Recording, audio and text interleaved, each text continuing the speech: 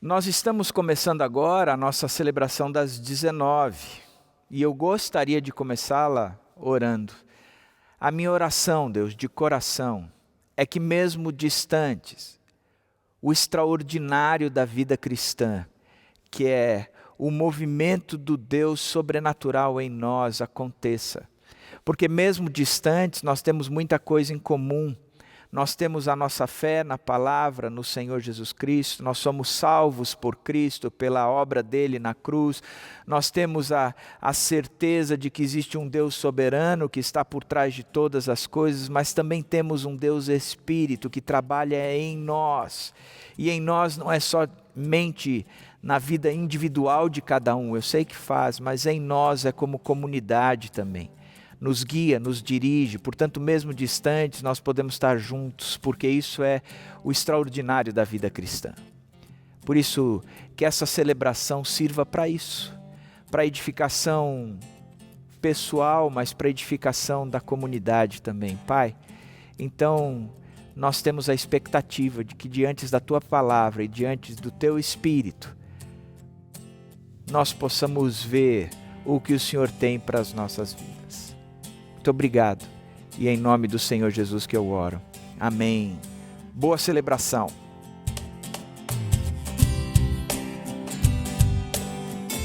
Oi, igreja. Convido você hoje a não apenas participar assistindo, mas participar cantando com a gente nessa celebração, tá bom? Seja muito bem-vindo. Vamos adorar a Deus juntos. Vamos lá!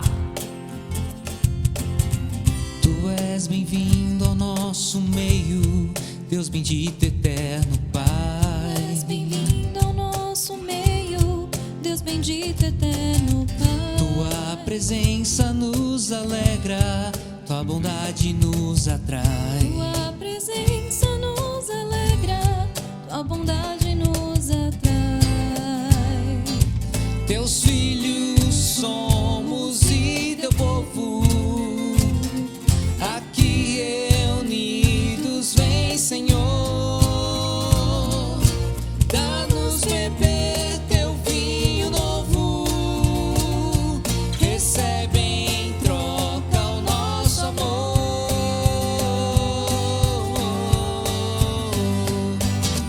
Tu és bem-vindo ao nosso meio, Cristo, filho de Davi. Tu és bem-vindo ao nosso meio, Cristo, filho de Davi. Servir-te sempre é o nosso anseio, dedicamo-nos a ti. Servir-te sempre é o nosso anseio, dedicamo-nos a ti.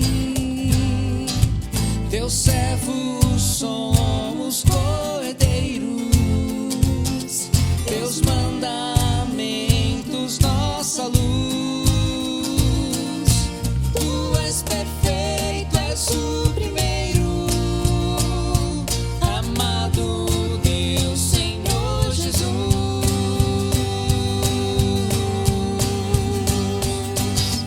Tu és bem-vindo ao nosso meio, Santo Espírito de amor. Tu és bem-vindo ao nosso meio, Santo Espírito de amor. Lanças fora todo medo, vero Deus consolador. E lanças fora todo medo, vero Deus consolador. Selados fomos com teu selo, garante a nossa redenção. Vem nos encher de santo zelo, aquece a nossa comunhão. Consolador, Senhor Jesus, eterno Pai.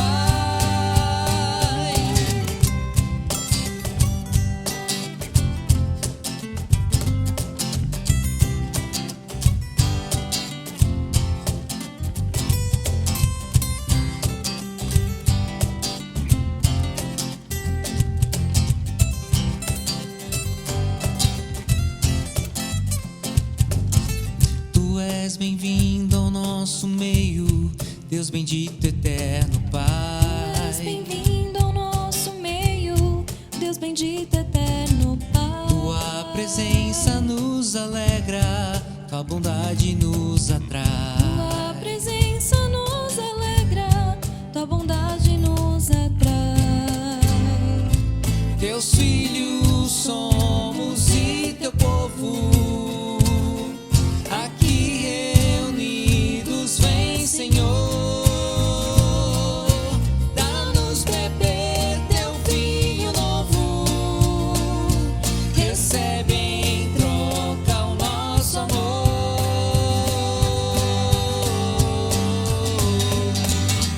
Tu és bem-vindo ao nosso meio, Cristo, filho de Davi. Tu és bem-vindo ao nosso meio, Cristo, filho de Davi. Servir-te sempre é o nosso anseio, dedicamo-nos a ti. Servir-te sempre é o nosso anseio, dedicamo-nos a ti. Teus servos somos cordeiros, teus mandamentos nossa luz. Tu és perfeito, és o primeiro, amado Deus, Senhor Jesus.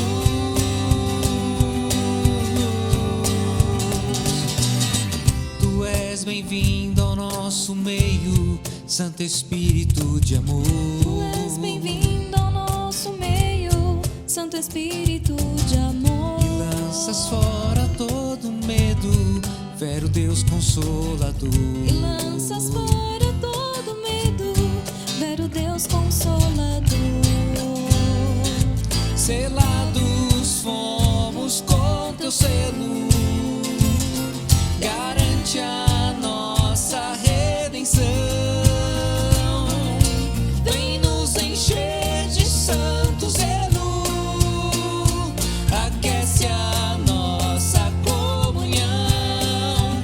Consolador, Senhor Jesus, eterno Pai.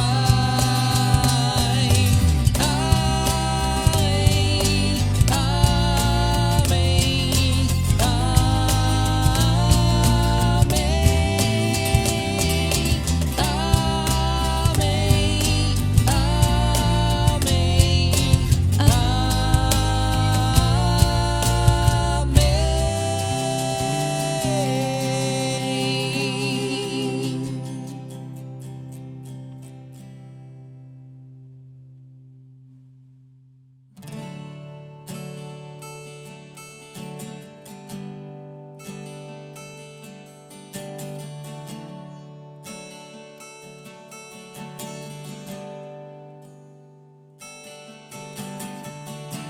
No início eras a palavra, com Deus o Altíssimo.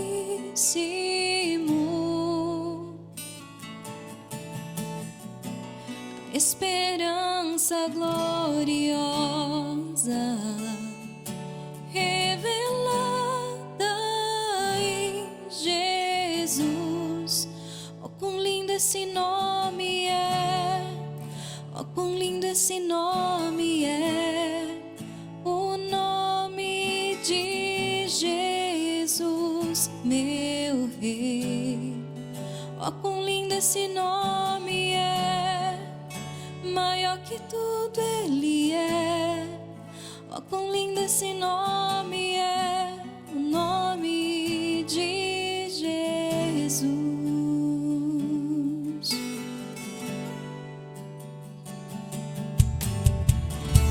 Deixou o céu para buscar-nos, veio para nos resgatar.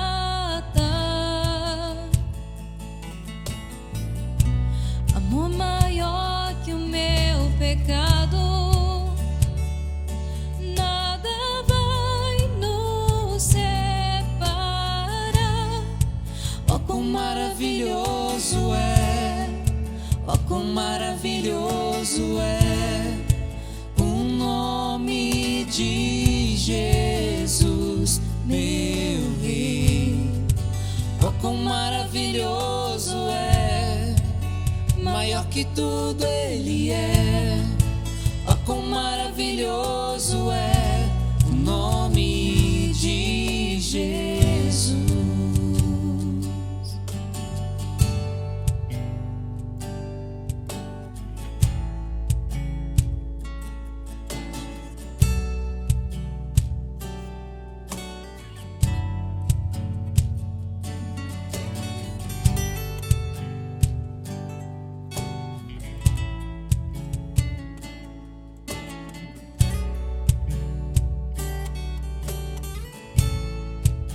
Pois venceu a morte e nos resgatou.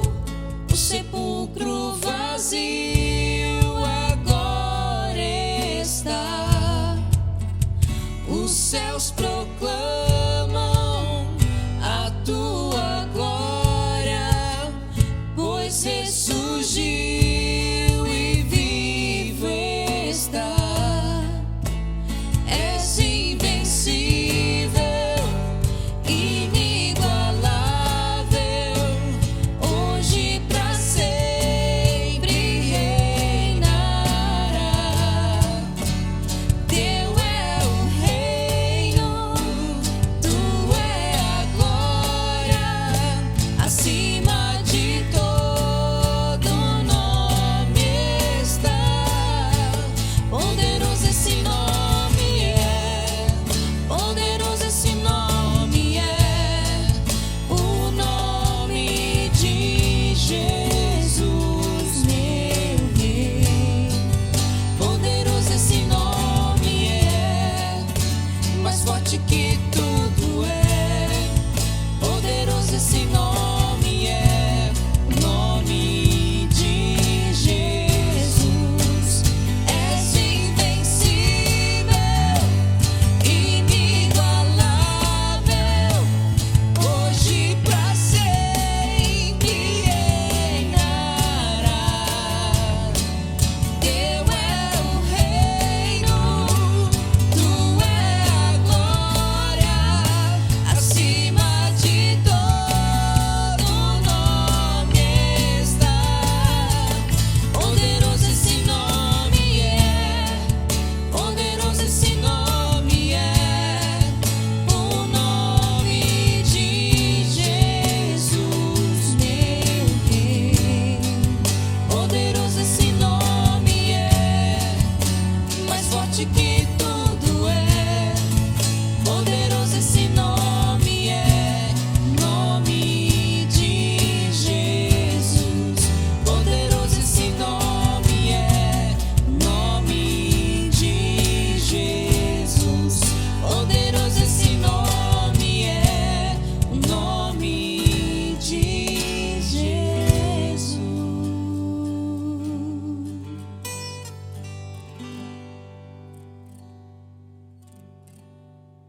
Nós estamos na série O Extraordinário da Vida Cristã, Princípios do Discipulado no Sermão do Monte. No primeiro estudo, eu falei sobre as bem-aventuranças, que tem a ver com aquilo que é interno nosso, a transformação interior que existe no discipulado, no seguir a Jesus Cristo.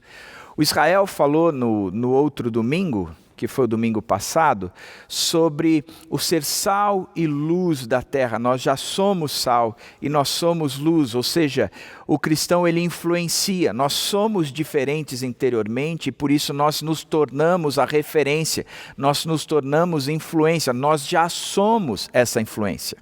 Hoje eu quero olhar para a continuidade do Sermão do Monte, em Mateus 5, 17 e 20, e olhar a justiça cristã com a perspectiva da retidão vivida em sua plenitude.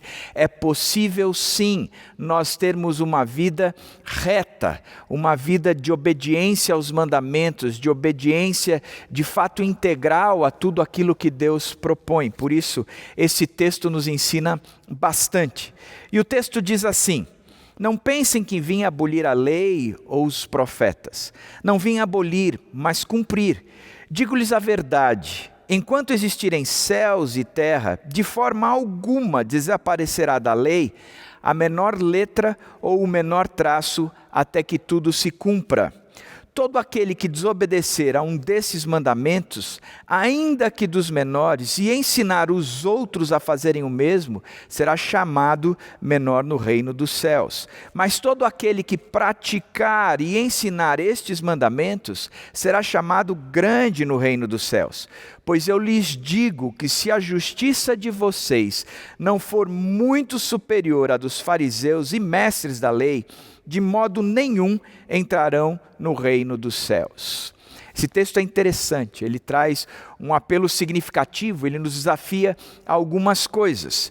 Primeiro, ele faz uma relação entre a lei e Cristo. Começa com uma afirmação dizendo: não pensem que vim abolir a lei ou os profetas, mas não vim abolir, mas cumprir.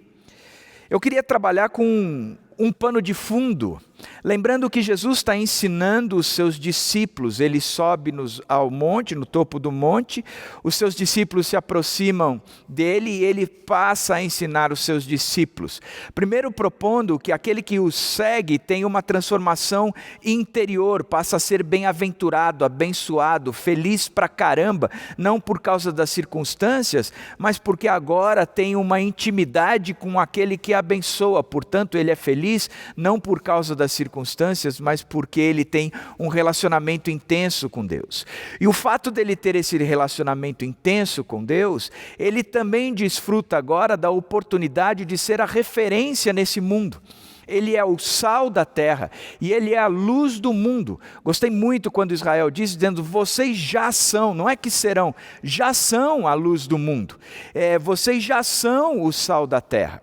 Esse é o contexto desse sermão, desse texto que nós lemos, numa conversa entre Jesus e os seus discípulos. Só que acontecia algo maior, tinha algo acontecendo além dessa aproximação dos discípulos com o Mestre. Jesus já estava tendo aí uma fama no meio das multidões. Marcos nos conta que antes mesmo de chamar aqueles homens que se tornariam os seus apóstolos, Jesus já atraía as multidões que iam atrás dele por causa das curas e milagres. Mas também já chamava a atenção da liderança religiosa daquela época, por fazer coisas que eles não gostavam, porque o que Jesus Cristo fazia parece que ia de encontro à lei. E os fariseus, os mestres da lei, ficavam incomodados com essa história. Por exemplo, Jesus colheu, os discípulos, alguns que estavam seguindo a Jesus, colheram espigas num sábado. E também num sábado, Jesus curou a mão de um homem que tinha essa mão atrofiada, curou a mão atrofiada de um homem. E os fariseus ficaram chateados com isso, incomodados com isso, como quem dissesse: esse cara está querendo ensinar uma lei nova, esse cara está querendo mostrar um caminho mais simples do que a obediência à lei, esse cara está querendo ensinar algo pelo qual nós não acreditamos e nós vivemos, e nós somos a liderança dessa nação. Nós é que governamos e temos ao mesmo tempo um cuidado excessivo por cumprir a lei. O fato é que este movimento de Jesus, de atrair multidão por causa dos milagres que ele estava fazendo, e muitos desses milagres ele fazia inclusive no sábado, levantou uma perseguição, ou começou a fomentar no coração desses fariseus o desejo de matar a Jesus. Portanto, Jesus senta com seus discípulos sabendo que a morte dele já começava a ser tramada e ele já era odiado pela liderança religiosa daquela época, porque eles consideravam que Jesus estava ensinando algo diferente do que a lei. Mas, na verdade, o que Jesus Cristo estava fazendo era dizendo: eu não quero que vocês pensem que eu vim abolir a lei ou os profetas. Eu não vim dizer que a lei e os profetas não valem de nada. Agora, o que significa a lei e os profetas? O Velho Testamento. Quando Jesus disse que não veio abolir esta lei e os profetas, ele estava se referindo a tudo aquilo que está no Velho Testamento. tanto a lei revelada a Moisés, como todas as palavras ditas pelos santos profetas a respeito dele. Então ele está dizendo, escuta, tudo aquilo que gerou, que foi entregue a Moisés, e a partir dali vocês têm uma regra de conduta que vocês devem seguir, aqueles 10 mandamentos, a lei mosaica e tudo o que os profetas falaram a respeito do Messias. Eu não vim aqui dizer que aquilo era mentira e dizer esqueçam tudo aquilo, isso é balela, faz parte do Velho Testamento, e velho é velho, é coisa obsoleta, coisa que a gente não usa mais, coisa que a gente não precisa mais. Agora vamos criar um novo mandamento, uma nova tábua de regras, de condutas, de ética. Não, Jesus está dizendo, não, eu vim confirmar, eu vim cumprir, eu vim fazer valer aquela lei. Agora, é interessante também que Jesus ele trabalha num conceito de harmonia. Ele ensina que tudo o que ele ensinaria dali para frente estava em perfeita harmonia com o Velho Testamento. Ele não estava propondo apresentar algo novo, pelo contrário, ele não veio abolir, descartar, dizer que não prestava. E nós temos por costume achar que tudo o que é velho deve ser descartado. Um celular velho deve ser descartado mesmo funcionando, porque eu quero um celular novo. No nosso mundo, na nossa sociedade, inclusive o idoso é descartado, ele não é considerado, ele é considerado uma peça obsoleta dentro da própria comunidade, e a gente não vê regras claras, boas, ou algo que proteja de fato o nosso idoso.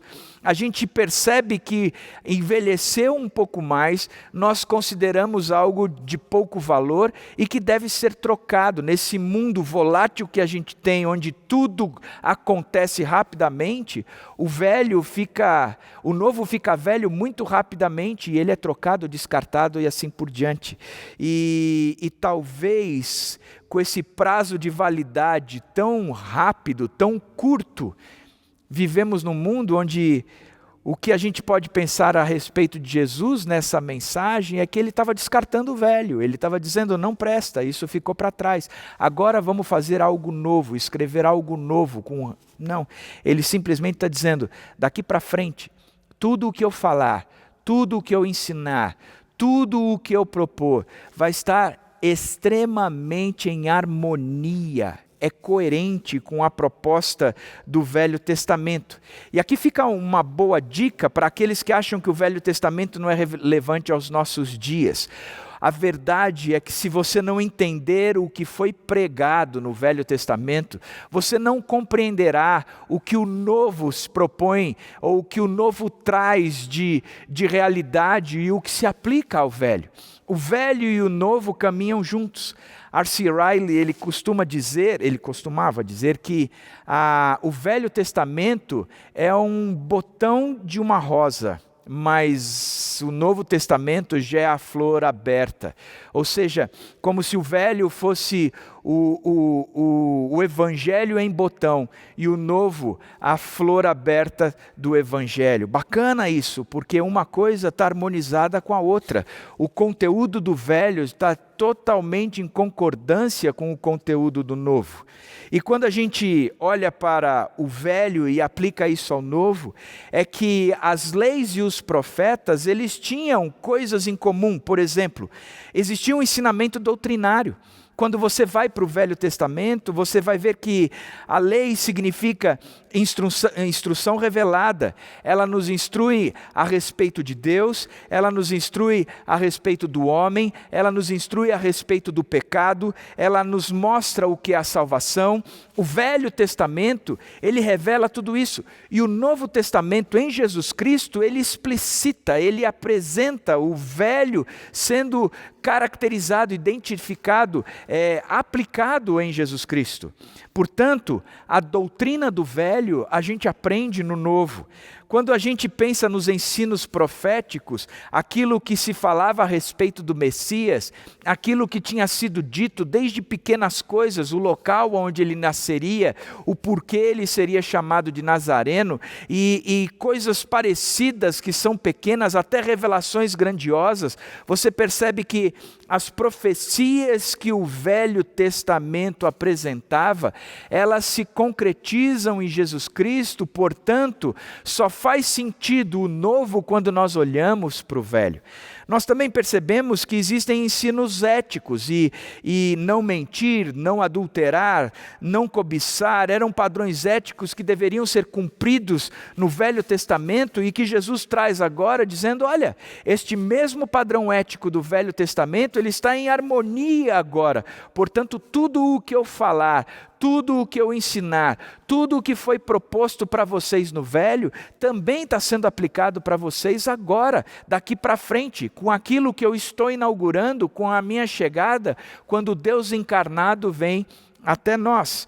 Portanto, nós entendemos que há um pano de fundo, existia um grupo religioso que era contrário ao próprio Jesus Cristo, porque ele estava falando coisas que, segundo eles, era totalmente contrário à lei e os profetas. E aí Jesus traz para perto os seus discípulos e diz, olha, o Velho Testamento, as leis e os profetas são coisas importantes que eu vim aqui cumpri-las e não simplesmente descartá-las. E aí ele traz a harmonização, dizendo, porque tudo aquilo se aplica em mim daqui para frente. É tão interessante que quando você lê Mateus 11, e Jesus é questionado pelos fariseus, ele diz, escuta, havia profecia até João o Batista. Por que encerra a profecia em João Batista? Porque a profecia é cumprida em Jesus, todo o velho apontava para Jesus, e a partir daqui de Jesus, ou do Novo Testamento para frente, é que se entende o Velho Testamento. Portanto, o texto chega também a nos mostrar e a revelar que Jesus diz, não pensem que eu vim abolir a lei ou os profetas, não vim abolir, mas cumprir. O que significa cumprir? Qual é a ideia do que Jesus está falando? A palavra usada aqui no grego é plerosai, que significa encher. Em outras palavras, Jesus cumpre em si mesmo todas as exigências da lei e ele cumpre em si mesmo todas as profecias apontadas pelos profetas, relatadas, ditas, proferidas pelos profetas. Se nós não olharmos para a lei, você também não vai entender a salvação. Se você não enxergar o que a lei dizia, o que ela cumpria ou o que ela pedia, e as sanções aplicadas às leis, você jamais vai entender quem Jesus Cristo é. Por exemplo, na cruz, Jesus recebe em seu próprio corpo a penalidade que era prescrita pela santa lei de Deus contra o pecado humano. Eu nunca vou entender o sacrifício de Jesus Cristo se eu não olhar para a cruz. E na cruz, eu nunca vou entender o que ele de fato fez se eu não olhar para a lei. Quando a lei diz que o salário do pecado é a morte, que o pecado traz morte, é necessário e fundamental eu enxergar a lei. Portanto, ele diz que ele veio encher, trazer o conteúdo por completo, fazer a realização toda da lei, a cumprir-se a lei em sua plenitude, mas ele não descarta a lei, ele simplesmente satisfaz a lei em si mesmo. Romanos 8:1 diz, portanto agora já não há condenação para os que estão em Cristo Jesus, porque ele cumpriu as exigências da lei e dos profetas. Ele cumpriu tudo aquilo que havia sido pedido para ser feito, através das leis e ordenanças. Da mesma forma, como tudo aquilo que apontava para Jesus Cristo, nele todas as coisas se realizam. Ele cumpre toda a lei e não deixa passar a menor letra ou o menor traço. Nada se perde, como se não perdesse um pingo do i. toda a lei será cumprida, toda a lei será vivida, toda a lei foi satisfeita em Jesus Cristo. E é interessante como ele cumpre toda a lei, e a partir daí a lei não pesa mais sobre nós. Olha que coisa. Se antes o cumprir a lei era algo que eu pensava que os fariseus traziam para si como a necessidade de salvação, se eu não cumprir a lei, eu jamais serei salvo. Isso é uma verdade até hoje. A maior parte do ser humano continua crendo que depende dele. Entre os acertos e os erros, eles acertaram mais do que erraram, ou seja, cumpriram mais a lei do que descumpriram lei, portanto são salvos. Mas a lei não cumpria-se assim, era impossível, porque até o próprio judeu sabia, quando a lei não era cumprida, não era obedecida, sacrificava-se um animal. Mas Jesus satisfaz a lei por um completo. Jesus realiza e cumpre todas as profecias por completo. Das últimas, senão a última palavra de Jesus na cruz foi tetelestai, está consumada. A lei e as profecias todas foram cumpridas em Jesus Cristo. Aquele que estava sentado no alto de um monte, trazendo para os seus discípulos a realidade da lei e dos profetas, não era ninguém menos do que o próprio Deus encarnado, que somente nele a lei poderia ser cumprida, e somente ele é que de fato satisfaria todas as predições feitas pelos profetas do Velho Testamento. Portanto, Jesus é o Deus encarnado que traz para si uma autoridade que ninguém, nem os mestres da lei e nem mesmo os sacerdotes poderiam cumpri-la, vivê-la e satisfazer a lei. Agora, por que a lei? Por que nos foi dada a lei? Será que ele não poderia simplesmente dizer, olha, vocês estão perdidos mesmo, descumpriram a lei, vocês não vivem mais de acordo com a lei, então esqueçam a lei. O texto continua dizendo que todo aquele que desobedecerá um destes mandamentos, ainda que dos menores, e ensinar os outros a fazerem o mesmo, será chamado menor no reino dos céus. Mas todo aquele que praticar e ensinar estes mandamentos, será chamado grande no reino dos céus. Estamos livres da lei? Ele poderia simplesmente ter abolido a lei, dito, olha, vocês não vão viver, mas a lei foi impetrada. Nós vimos Moisés subindo no alto do monte, recebendo as leis, e agora, figuradamente, Jesus no alto do monte poderia dizer, agora não existe mais lei, porque em mim toda a lei foi cumprida, em mim todas as profecias foram realizadas. Nós precisamos da lei? O texto diz que sim, porque apesar da lei ser cumprida em Jesus Cristo, ele dizia, eu vim cumpri-la, eu vim enchê-la, satisfazê-la. Ele diz que todo aquele que desobedecer, e todo aquele que praticar, todo aquele que ensinar, este que faz, ou pertencerá ou não ao reino dos céus. Portanto, por que a lei? Primeiro, porque a lei, ela evidencia uma obediência e prática. Todo aquele que desobedecer, e todo aquele que praticar. Na verdade, a lei, ela relaciona a minha relação com Deus. Porque a lei é obedecer algo que não é meu, regras que não são minhas. Portanto, eu vou obedecê-las simplesmente porque eu sei quem está me pedindo e é bom eu fazê-la. Interessante como hoje em dia as regras não são mais regras pré-estabelecidas e nós temos que vivê-las. Não, as regras existem. Mas eu relativizo essas regras, se elas são interessantes ou não a mim. Vou dar um exemplo. Tenho vivido num condomínio de prédio, e lá no condomínio tem as regras.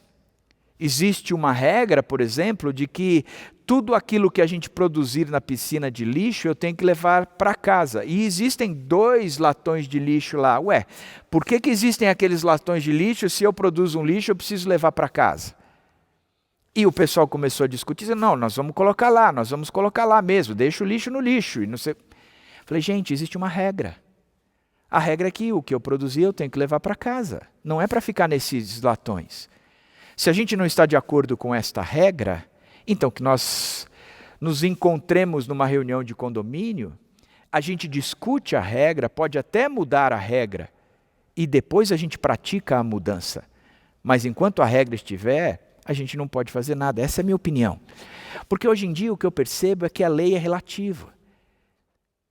E talvez o que aconteça é que toda a lei do próprio Velho Testamento ela é relativa. E a gente talvez chegue dizendo, olha, aquilo não precisa. Aquilo não é mais para a nossa época. Nós não temos que viver dessa forma. E o que Jesus está dizendo é que todo aquele que desobedecer tem uma consequência em relação ao reino, e todo aquele que obedecer e praticar tem uma consequência em relação ao reino, e ele está dizendo que deve ser praticado e ensinado estes mandamentos todos. Portanto, é uma relação em quem manda. Eu não vou deixar de cumprir a regra que o condomínio estabelece porque eu quero. Eu vou obedecê-la porque o condomínio pede. Portanto, tem a ver com quem está mandando, quem é que coordena as coisas, porque eu gosto muito do conceito de que obediência parte do princípio de que eu não estou de acordo. Porque se eu estou de acordo é conivência. Mas se eu não estou de acordo, e eu vou fazer mesmo assim, isso se chama obediência, porque há alguém maior que estabeleceu isso. E a segunda coisa, o obedecer isso e todo mundo obedecendo isso juntos, há harmonia entre todos. Portanto, a lei existe para configurar a obediência e a prática. A segunda coisa é que a lei existe e eu me torno influente a obedecer, eu me torno influência a obedecê-la. O texto diz, todo aquele que desobedecer ou praticar, mas ele também traz dizendo, e ensinar os outros a fazerem os mesmos, e depois a ensinar estes mandamentos, ele está dizendo que a obediência à lei me faz ser ou ter uma certa influência sobre algumas pessoas, e a desobediência também. Se eu a obedeço e eu a influencio, ok. Se eu a desobedeço e também gero influência, isso não é bom. Interessante que ele está trazendo 2 conceitos básicos. O daquilo que eu sou versus daquilo que eu promovo. Bem-aventurado, sal e luz. Se eu sou bem-aventurado, se eu estou vinculado à obediência e prática, a verdade é que eu serei influência. Vocês são sal da terra, vocês já são grande no reino. Portanto, o texto está mostrando que a lei existe para pontuar a obediência e a prática e para pontuar a influência. Você quer saber se você tem sido sal e luz? É checar o quanto você tem obedecido à lei.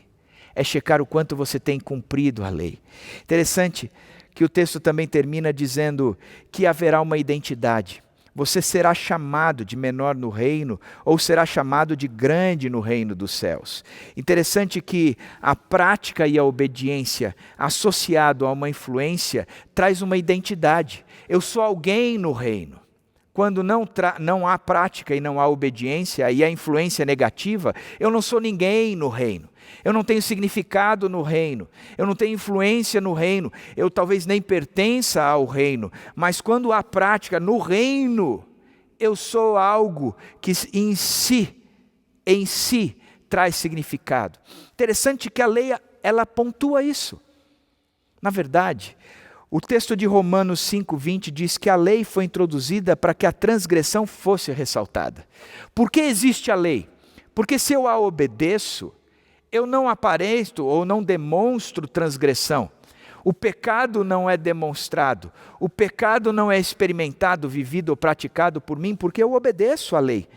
A partir do momento que eu não obedeço à lei, o que está vindo à tona, o que é revelado é a transgressão. E é interessante como a lei revela a transgressão.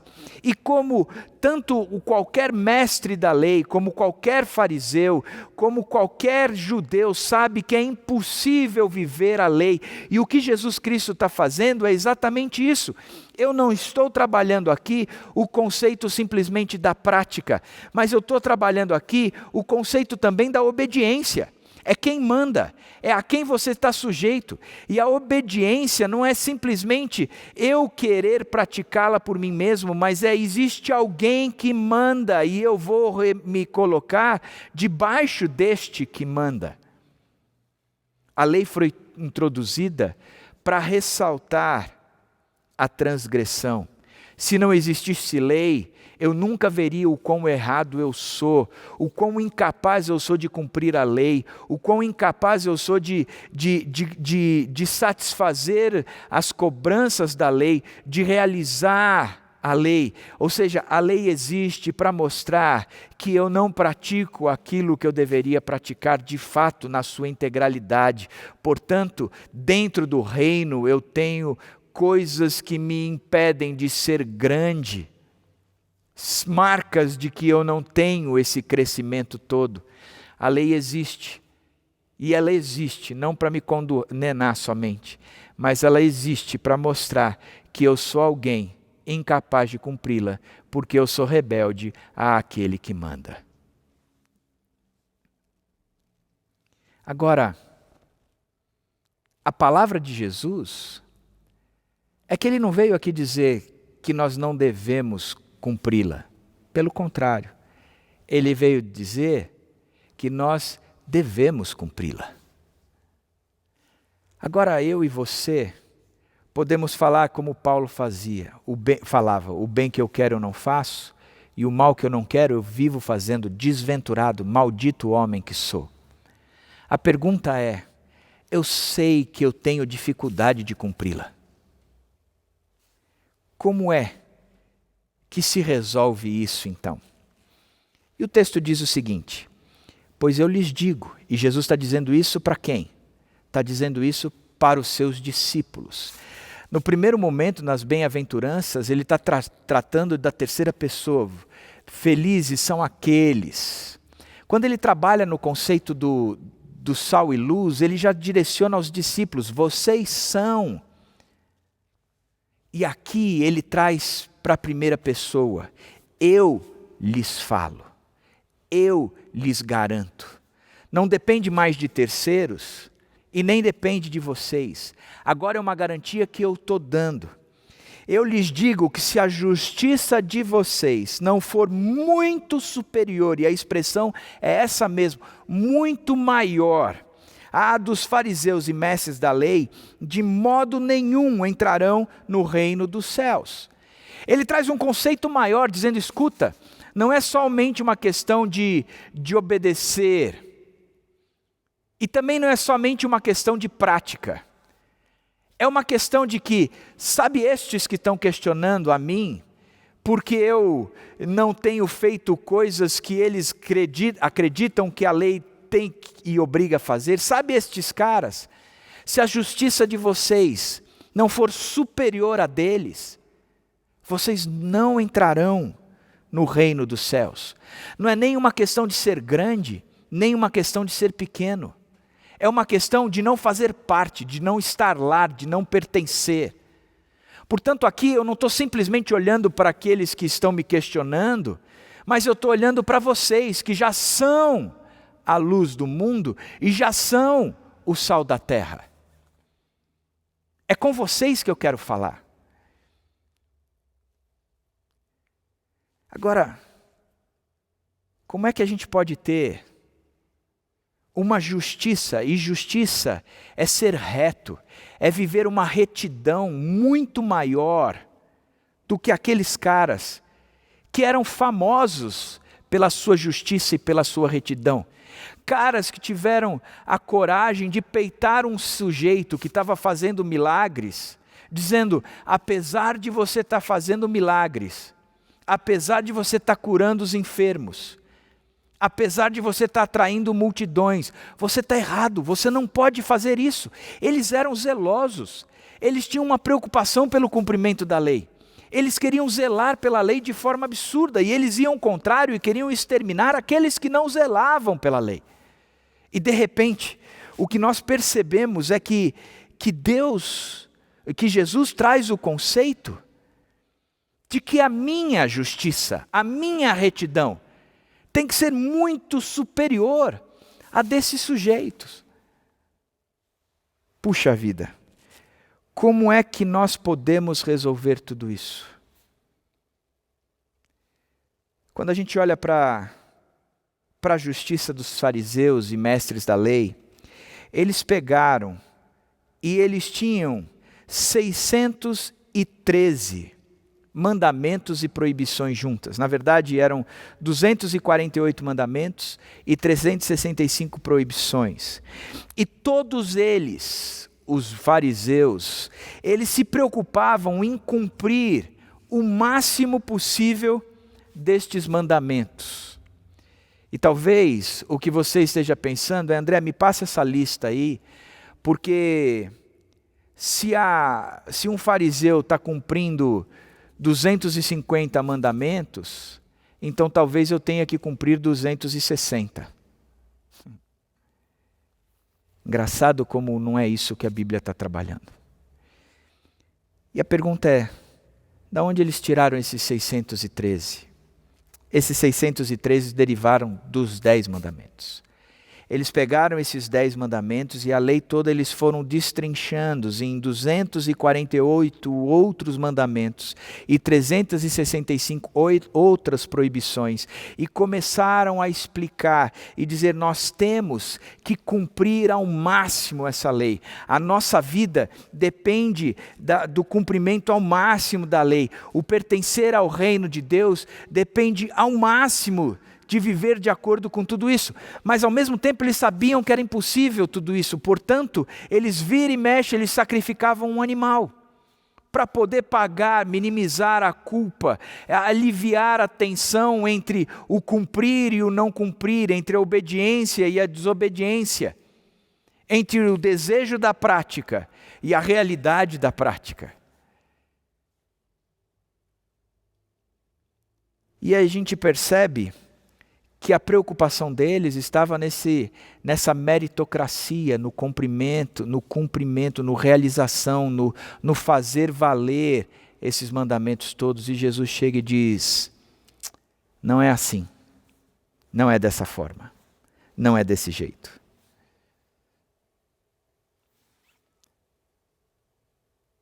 E a partir daí, a vida de Jesus começa a impactar estes que eram contrários a ele, enquanto ele trazia para perto de si os seus discípulos, dizendo: vocês não serão como os fariseus. Na verdade, os fariseus foi o único grupo que Jesus Cristo chegou com os 2 pés nos peitos, sempre indo contra com eles e muitas vezes de forma dura, severa. Porque essa religiosidade de cumprimento de mandamentos não leva à salvação de ninguém. E ele trabalha isso com esses fariseus, ensinando os seus discípulos próximos, dizendo: a lei precisa ser cumprida e vocês vão viver a lei como um todo.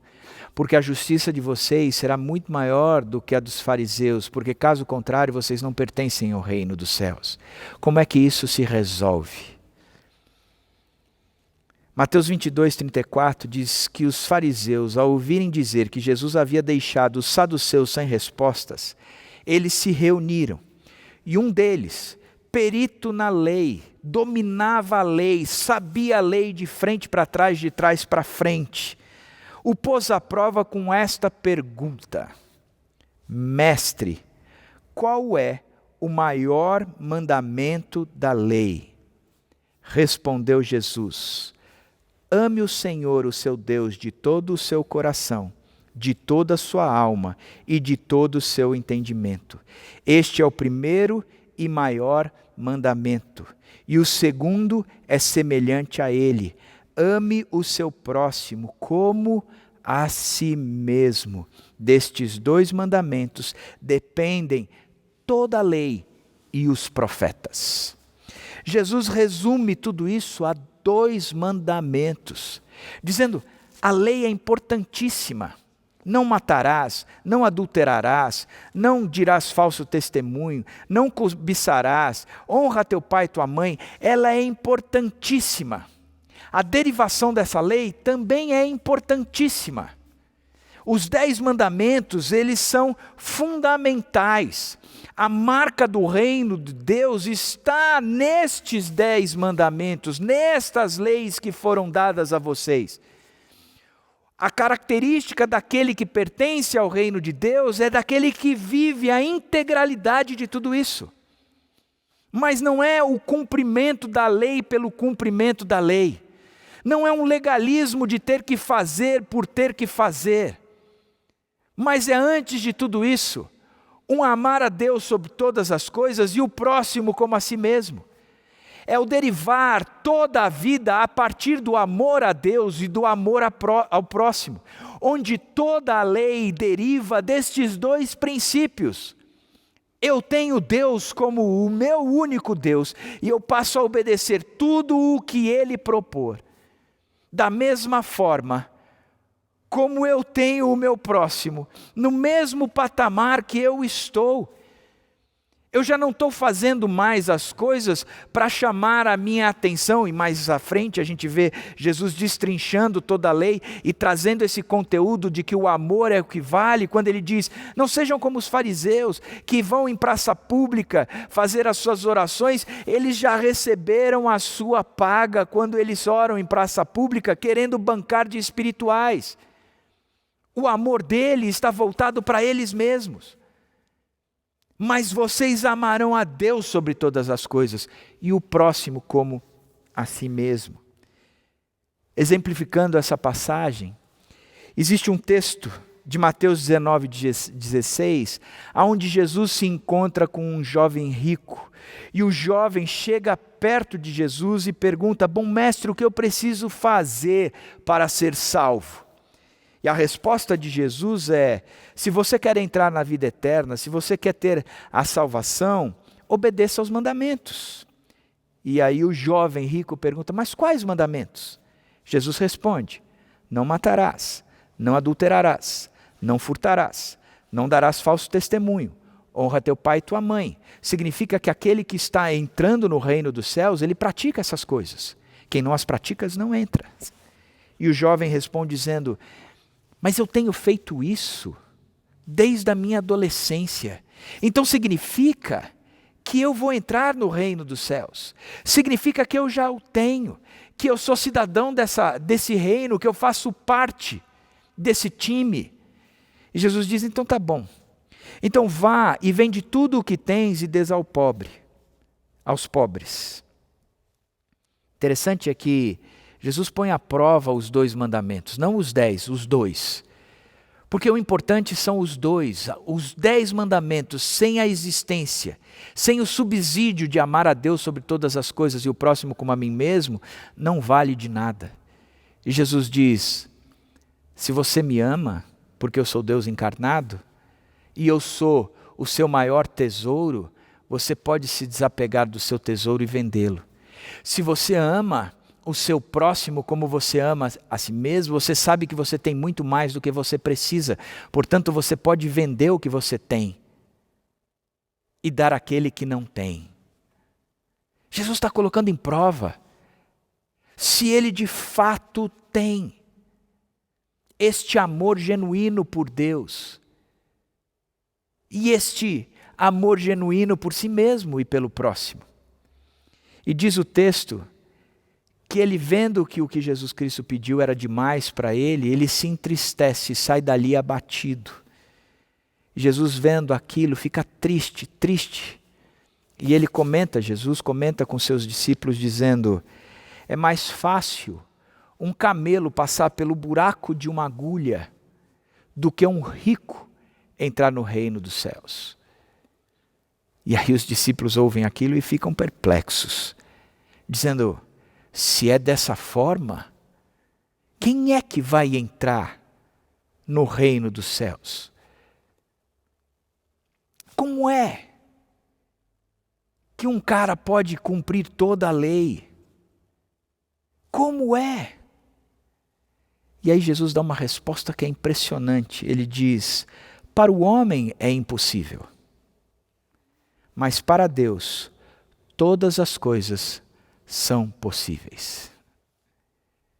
O que Jesus está falando é que o homem por si só é incapaz de ter um coração quebrantado, que ame a Deus sobre todas as coisas e o próximo como a si mesmo. Que o homem por si só é incapaz de obedecer toda a lei e obedecê-la em sua integralidade. O que Jesus está dizendo é que para Deus, Ele consegue transformar um coração de pedra num coração apaixonado. Termino com o texto de Ezequiel, capítulo 36, 27, quando Jesus diz: porei o meu espírito em vocês e os levarei a agirem segundo os meus decretos e a obedecerem fielmente às minhas leis. O verdadeiro discípulo de Jesus Cristo, que é feliz, e veja bem, há felicidade na vida com Cristo, porque não é uma felicidade vinculada às circunstâncias. Eu sou abençoado e a minha preocupação às vezes é que quando a gente fala de abençoado, a gente está dizendo como se fosse receber uma bênção. Tem a ver com nada externo, mas tem a ver com tudo interno. Eu sou feliz, eu sou abençoado, não por causa das circunstâncias e não pela felicidade desse mundo, mas porque em mim habita o Espírito. Eu porei o meu Espírito. Eu sou o sal da terra e eu sou a luz do mundo, não porque eu me tornei capaz de obedecer à lei na sua integralidade. Não porque agora o não matar é algo natural meu, não porque o não mentir é algo que eu pratico, o que não adulterar ou não cobiçar é algo que eu faço, mas está numa camada abaixo, é mais profundo a coisa. Porque não parte de mim, parte do Espírito Santo de Deus que habita em mim. E a partir de agora, Jesus vai começar a ensinar os seus discípulos a profundidade dessas coisas. Sobre o ódio, sobre o adultério, dizendo que não é somente odiar, matar, não é somente adulterar, mas está abaixo, está profundo, é mais intrínseco, é um coração modificado, uma mente restaurada, porque o meu Espírito está em vocês, Ele age em vocês, Ele torna-o capaz de agir de acordo com a lei, vocês são capazes disso. Vocês vão agir segundo os meus decretos e vão obedecer fielmente as minhas leis. Esse é o extraordinário da vida cristã. É poder viver a retidão em sua plenitude. É poder cumprir toda a lei, não na minha força, nem na minha capacidade, mas pelo Espírito Santo de Deus, que frutifica inclusive em mim um amor, que me torna capaz de amar a Deus sobre todas as coisas e o próximo como a mim mesmo. A salvação parte de Deus e o que é interessante, aqueles serão bem-aventurados. Vocês são o sal da terra, mas eu lhes garanto que aqueles e vocês só são porque eu os tornei, porque eu coloquei em vocês o meu Espírito, porque agora não é mais a força da lei que está em vocês, mas agora é a força do meu Espírito.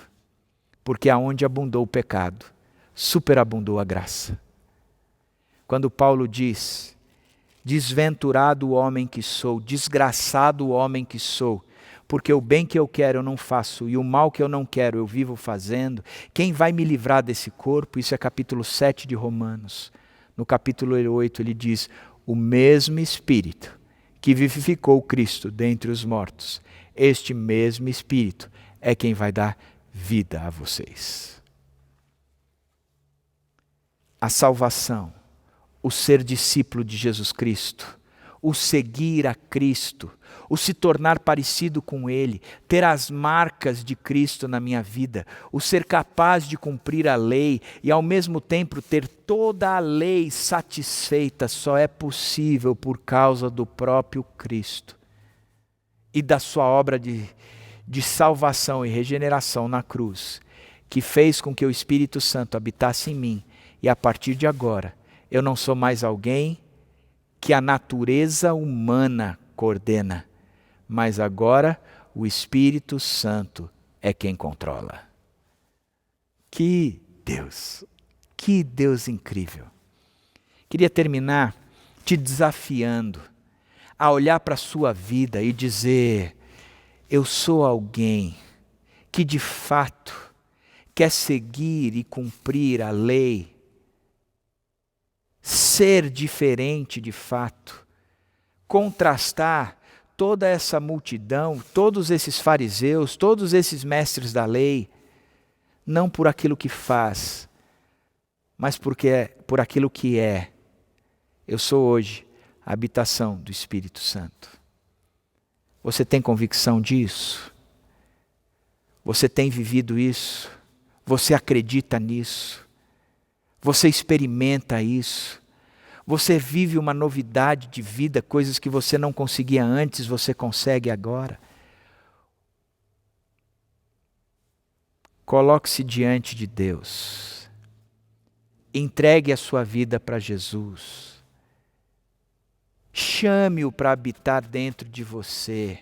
Abra as portas do seu coração para obedecê-lo cegamente. Tudo isso movido porque Deus agora habita em você. Ele colocou o seu Espírito na sua vida. Mente e coração transformado por causa do Espírito. Já não sou carnal, agora sou espiritual, guiado pelo Espírito. Senhor Deus, abençoa a leitura, a reflexão e esse tempo que nós gastamos em cima da Tua Palavra. Trabalha no coração da nossa igreja e nos torne verdadeiros discípulos de Cristo, transformados, praticantes do que é certo, uma vida reta, mas não pela própria força, pelo Espírito Santo de Deus que habita em nós e vai nos dando uma nova vida, novidade de vida, na capacidade de fato de ser a referência para esse mundo, sendo sal e luz, cheio de felicidade, não mais por aquilo que está externo, mas sim pelo Deus que habita em mim e é tudo o que eu preciso. E é em nome de Jesus que eu oro. Amém.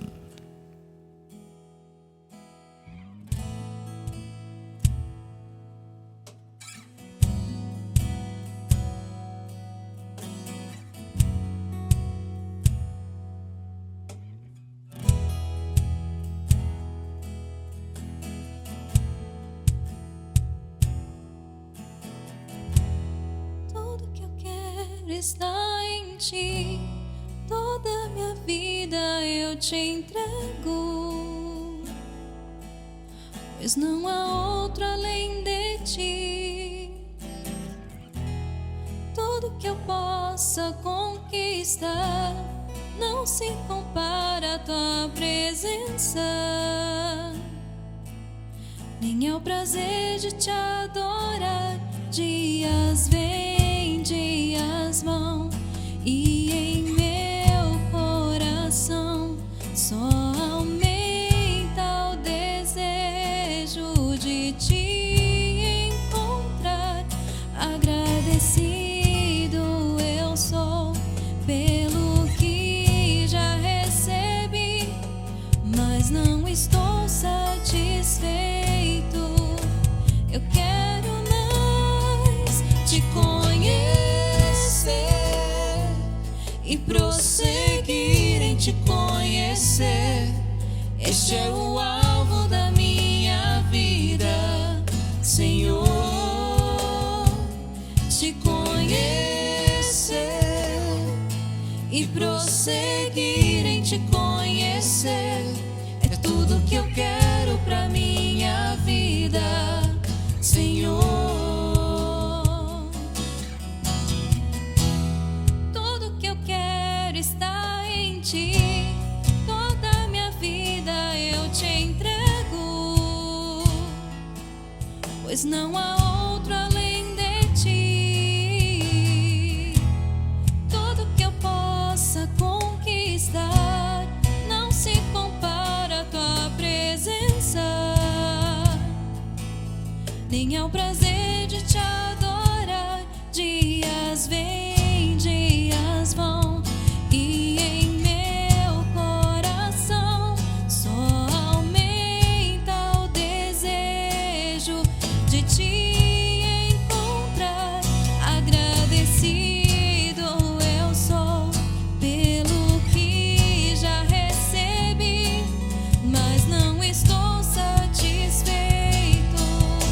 Eu quero mais te conhecer e prosseguir em te conhecer. Este é o alvo da minha vida, Senhor.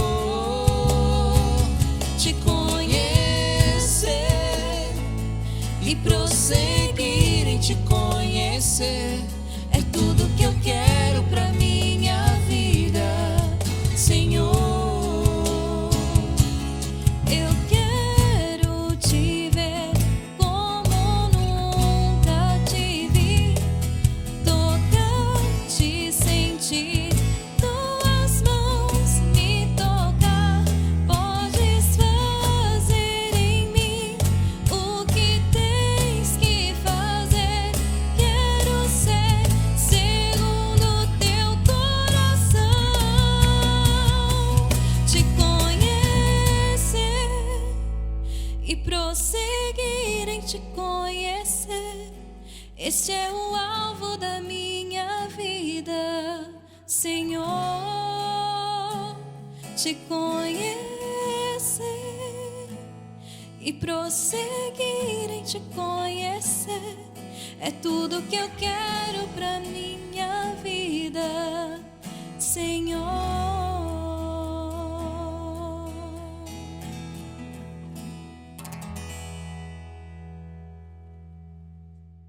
Nós estamos encerrando a nossa celebração agora, e a minha oração é que Deus abençoe muito a sua vida. E eu queria orar por você. Pai, tudo aquilo que nós pensamos hoje, tudo aquilo que a tua palavra trouxe à tona, cale no nosso coração. Mas nós acreditamos num Deus que é presente. Nós acreditamos na comunhão com o Espírito Santo, na amizade com o Espírito Santo, no vínculo com o Espírito Santo. Por isso que teu Espírito venha sobre a nossa igreja agora, nos mostrando tudo aquilo que significa o seguir a Cristo de fato, para que a nossa conversão a Cristo seja genuína e verdadeira, e que possamos experimentar essa novidade de vida, que é viver a retidão em sua plenitude por causa do Deus que habita em nós. Termino orando e pedindo que o amor de Deus Pai, que a graça do Senhor Jesus Cristo e a comunhão, a amizade, a intimidade com Deus em nós seja abundante na vida dessa nossa igreja, da sua vida. E é em nome do Senhor Jesus que eu oro. Amém. Boa semana, que Deus te abençoe muito.